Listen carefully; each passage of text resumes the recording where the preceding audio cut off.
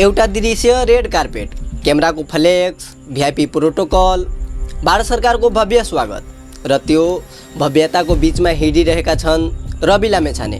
तर मेरो ध्यान रवि लामेछानेमा गएन, मेरो ध्यान गयो उनको ठीक छेउमा उभिएकी ती महिलामा, निकिता पौडेल। किनभने रेड कार्पेटमा सँगै हिँड्नेहरूले मात्र जान्छन्, त्यही कार्पेटको पछाडिको काँडा थिए। कति अँध्यारा रातहरू थिए, कतिपटक संसारले पिठ्यू फड्कायो र आज उनी निकिता पौडेल सिंहलाई गर्जिन खुला छोडेका छन्। अल्बर्ट आइन्स्टाइन हरेक ठुला विश्वविद्यालय जान्थे, लेक्चर दिन्थे, उनलाई लिएर जान्थे उनको ड्राइभर। त्यो ड्राइभर हरेक पटक गाडीमा बस्थ्यो, तर कान सिधै भित्र हुन्थ्यो। हरेक शब्द, हरेक थ्योरी मनमा उतार्थ्यो। एक दिन आइन्स्टाइन ठकी थिए। ड्राइभरले भन्यो, सर आज म लेक्चर दिन्छु। र त्यो ड्राइभरले क्वान्टम अफ फिजिक्सको सबभन्दा कठिन टपिकमा पुरै घन्टा लेक्चर दियो, एक पनि गल्ती नगरिकन। हलमा बसेका प्रधानाध्यापकहरू दङ्ग परे। त्यो कथाको एउटा सन्देश छन्, जस्तो मान्छेसँग बस्छौ त्यस्तै बन्छौ। सिंहको साथमा बस्नेलाई सिंह बन्न नसक्ला, तर सिंहको साहस अवश्य सर्छ। निकिता पौडेलको यात्रा रेड कार्पेटबाट सुरु भएको थिएन, सुरु भएको थियो एउटा रातको त्यो क्षणबाट।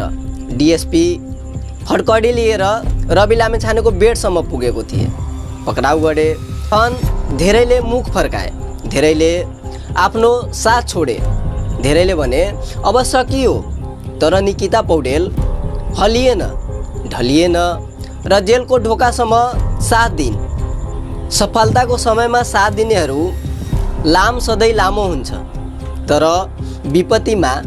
विपत्तिमा साथ दिनु यो प्रेम मात्र होइन, यो चरित्र हो, यो आत्माको परीक्षा हो।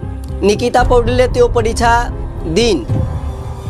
आन्दोलनको राति जब सडकमा नारा थिए, जब अनिश्चितता थियो, जब भोलि के हुन्छ थाहा थिएन, उनी डगमगाइन्। जेलको ढोकासम्म जब विदाई भयो, आँसु थियो होला, तर ढाड सिधा थियो। यो साहस कसले दियो? सङ्गतले, सङ्घर्षले र आफूले रोजेको मान्छेको विश्वासले। सुनमा आगो लाग्दा सुन डराउँदैन, झन खरो हुन्छ। निकिता पौडेल पनि त्यही आगोमा खडिएका छन्। भारत सीमा विवाद कूटनीतिक वार्तामा रवि लामेछाने गए र साथमा गइन् निकिता पौडेल। केहीले प्रश्न गरे, निकिता किन गइन्? म भन्छु, जसले जेलको ढोकासम्म साथ दियो, उनले कूटनीतिक हलसम्म साथ दिन पाउँछ। यो विशेष अधिकार होइन, यो निरन्तरताको पुरस्कार हो। र आज उनी खुला छन्, सिंहलाई गर्जिन दिएको छन्।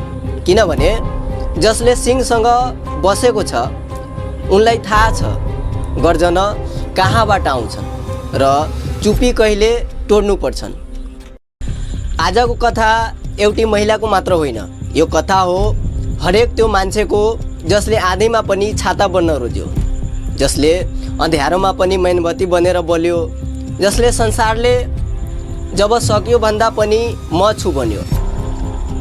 रेड कार्पेट कसैलाई उपहार मिल्दैन। रेड कार्पेट काँडाको बाटो हिँडेपछि मात्र मिल्छन् र अर्थपूर्ण हुन्छन्। निकिता पौडेलको खुट्टामुनिको रेड कार्पेट त्यसैले आज सार्थक छ, त्यसैले आज गर्वको छ। यो भिडियो मन परे लाइक गर्नुहोला, कमेन्ट गर्नुहोला र अझै मलाई साथ सहयोगको लागि युट्युबलाई भिजिट गर्नुहोला। जय नेपाल।